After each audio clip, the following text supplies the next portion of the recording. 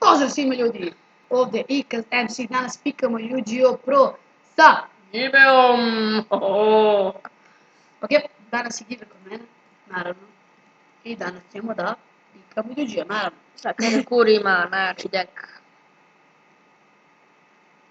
Prepustit ćemo komentar i Šoniju, Gibeu.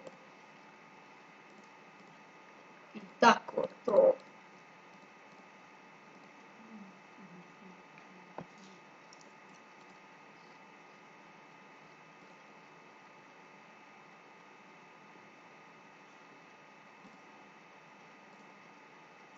Znači, mogu iskoristim njen efekat. Yeah. Neka OTK počne. Znači, me aktivirala Geki. Osjećam to. Ne.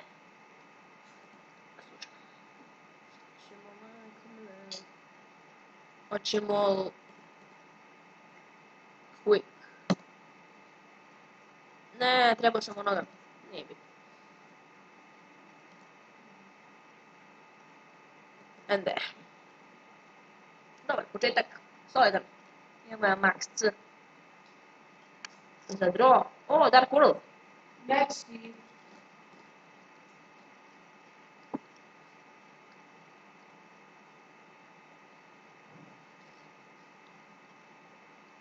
Koga da diskada? Naravno, ovo mi onako ne treba. Dobro, to mi treba samo na početku. What, ima dva? No, imam obet su dobre karte.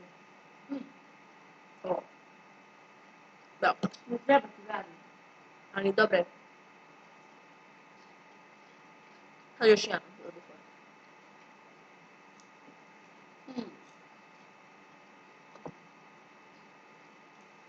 A tako, sljedećem potezu izgubio. Aha! Izgubio. Sad je loše. O, Iron Call. Odlično.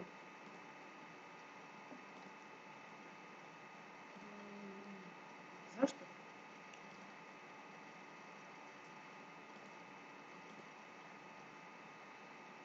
Znam zašto. Da bi prizvao još. Evo, Šomen. Sad level 5, onaj. Jo, nisam ga bacio. Dobro, nije bitno. Ne.